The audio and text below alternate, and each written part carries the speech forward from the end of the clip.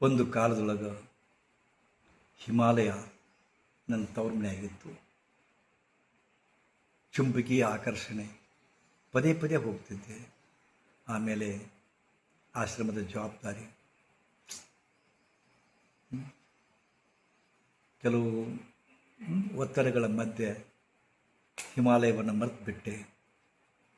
ಯಾವಾಗ ನಾನು ಹಿಮಾಲಯವನ್ನು ಕಳ್ಕೊಂಡ್ಬಿಟ್ಟೆ, ದೂರ ಆಗಿಬಿಟ್ಟೆ, ನನ್ನಲ್ಲಿ ಏನೋ ಒಂದು ಭಾವ, ಏನೋ ಒಂದು ಬದಲಾವಣೆ ಶುರು ಆಯಿತು. ಏನೋ ಅಸಮಾಧಾನ.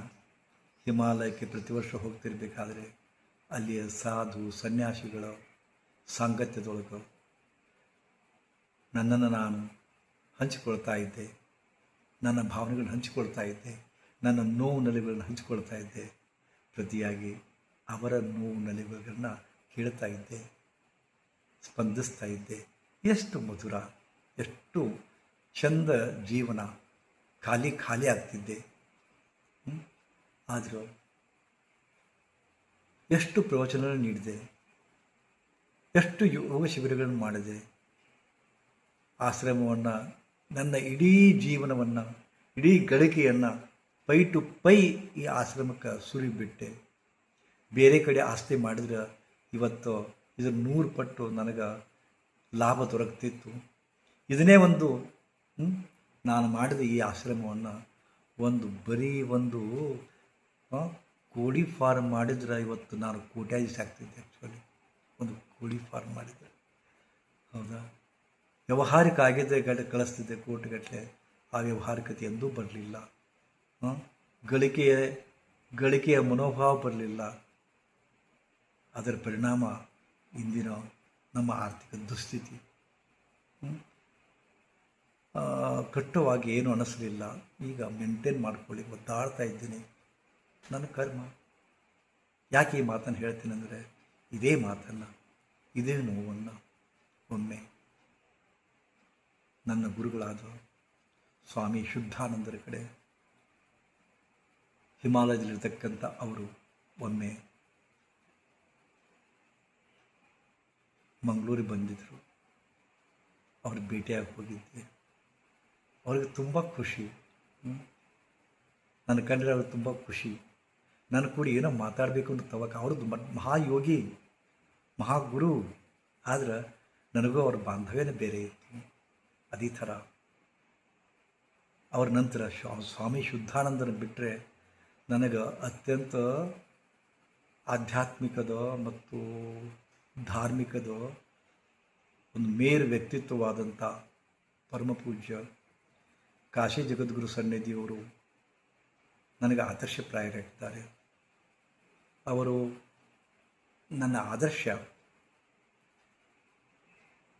ನಾನು ನೆಚ್ಚಿದ ಗುರು, ಒಬ್ಬ ಸ್ನೇಹಿತ.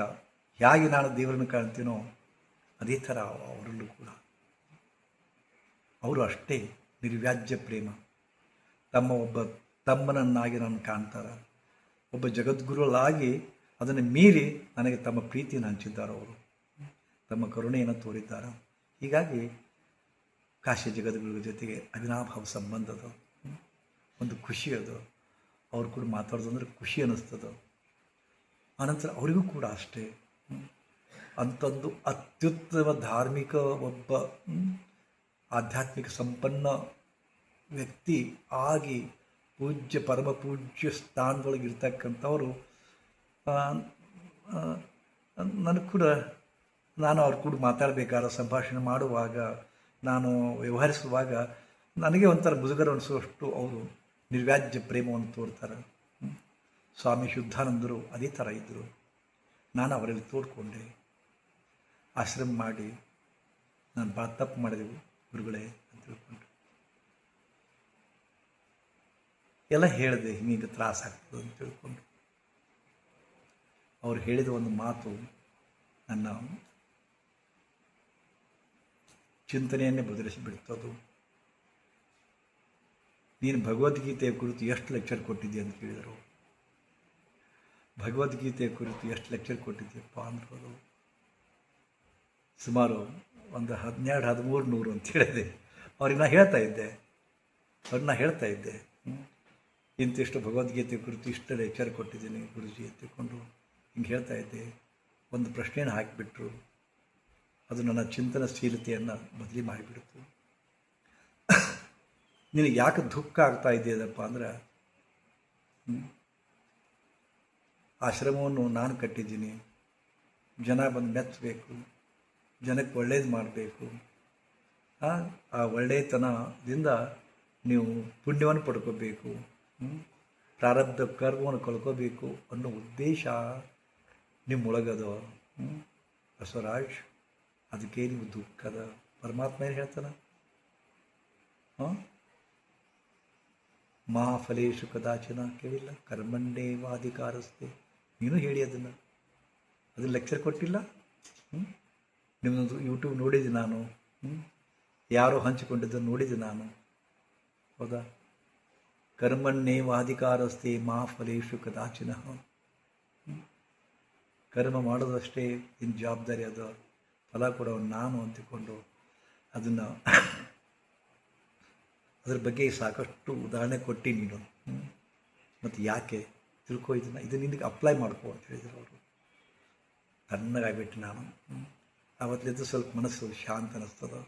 ಯಾವಾಗ ಈ ಆಶ್ರಮವನ್ನು ಕಟ್ಕೊಂಡು ತಪ್ಪು ಮಾಡಿದೆ ಅಂತ ಭಾವನೆ ಬಂದಾಗ ಸ್ವಾಮಿ ಶುದ್ಧಾನಂದರ ಮಾತು ನನ್ನನ್ನು ಎಚ್ಚರಿಸ್ತಾವೆ. ಆ್ಯಕ್ಚುಲಿ ಅದಾಗಿ ಸಹಿತ ನಾನು ಮನುಷ್ಯ ಇದ್ದೀನಿ, ಒಮ್ಮೊಮ್ಮೆ ಅವಾಗ ಅಧೀರತೆ ಕಾಡ್ತದೆ. ಆ್ಯಕ್ಚುಲಿ ಏನು ಮಾಡಿಬಿಟ್ಟೆ, ಯಾತಕ್ಕೋಸ್ಕರ ಮಾಡಿದೆ ಅಂತ ಅನಿಸ್ತದೆ.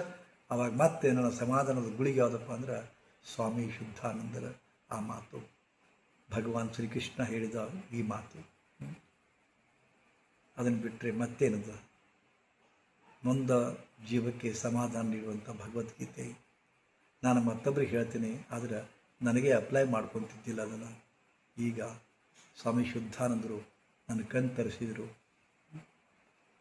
ಒಮ್ಮೆ ಏನೋ ಅನೇಕ ರೀತಿಯ ಸಮಾಧಾನಗಳನ್ನ ನನ್ನಷ್ಟಕ್ಕೆ ನಾನೇ ಮಾಡ್ಕೊತೀನಿ. ಆ್ಯಕ್ಚುಲಿ ಆವಾಗ ಮನಸ್ಸು ಹಗುರಾಗ್ತದೆ, ಒತ್ತಡ ಹಗುರಾಗ್ತದೆ. ಹಾಗೆ ನೀವು ಕೂಡ ಇರಿ. ಭಗವದ್ಗೀತೆ ಸರ್ವ ಸಮಸ್ಯೆಗಳಿಗೆ ಸಂಜೀವಿನಿ. ದುಃಖ ಇದೆಯಾ, ನೋವಿದೆಯಾ, ಶಮನ ಮಾಡಿಕೊಳ್ಳಿಕ್ಕೆ ಮನಸ್ಸಿದೆಯಾ, ಭಗವದ್ಗೀತೆಯ ದಿನಾಲು 5 ಶ್ಲೋಕ ಓದಿ ಸಾಕು. ದಿನಾಲು 5 ಶ್ಲೋಕ ಭಗವದ್ಗೀತೆಯನ್ನು ಓದಿದ್ರೆ ಅದು ಯಾವ ಸೈಕಾಲಜಿಸ್ಟು ಹೇಳಿದ ಅನೇಕ ತಂತ್ರಗಳನ್ನು, ಕೌಶಲ್ಯಗಳನ್ನು, ಮನಸ್ಸು ಹೇಗಿದೆ, ಮನಸ್ಸಿನ ಸ್ವರೂಪ ಏನು, ಎಲ್ಲವನ್ನು ಬಿಡಿಯಾಗಿ ಎಳೆಯಾಗಿ ಹಿಂಜಾಗಿ ನಮ್ಮ ಮುಂದೆ ಇಟ್ಟಿದ್ದಾನ ಪರಮಾತ್ಮ ಶ್ರೀಕೃಷ್ಣ ಭಗವದ್ಗೀತೆಯ ರೂಪದೊಳಗೆ. ಅರ್ಜುನ ಮತ್ತು ಕೃಷ್ಣ ಸಂವಾದ. ನೊಂದ ಜೀವಕ್ಕೆ ಸಮಾಧಾನದ ತರ್ತಕ್ಕಂಥ ಒಂದು ಅದ್ಭುತ ಅಧ್ಯಾಯಗಳು ಭಗವದ್ಗೀತೆ ಅದಾವ. ಅದು ನನ್ನ ಬದುಕಿನ ಸಂಜೀವಿನಿ. ಯಾವಾಗ ಮನಸ್ಸು ಉದಿಸ್ತದ ಆಂತರ್ಯವಾಗಿ ಭಗವದ್ಗೀತೆಯ ಮೊರೆ ಹೋಗ್ತೀನಿ ನಾನು. ಇದೇ ಮಾತನ್ನು ಮಹಾತ್ಮ ಗಾಂಧೀಜಿಯವರು ಹೇಳಿದರು. ಗೀತೆ ನನ್ನ ತಾಯಿ ಇದ್ದಂಗೂ, ಪ್ರತಿಯೊಂದು ಸಮಾಧಾನ ಶಾಂತಿ ಅಲ್ಲಿ ಸಿಗುತ್ತದೆ ನನಗೆ. ಅದೇ ಮಾತನ್ನು ನಾನು ಅಪ್ಲೈ ಮಾಡ್ಕೊಂಡಿದ್ದೀನಿ, ನಾನು ಹೇಳ್ಕೊಡ್ತೀನಿ ನಾನು. ಶ್ರೀ ಗುರುದೇವ್.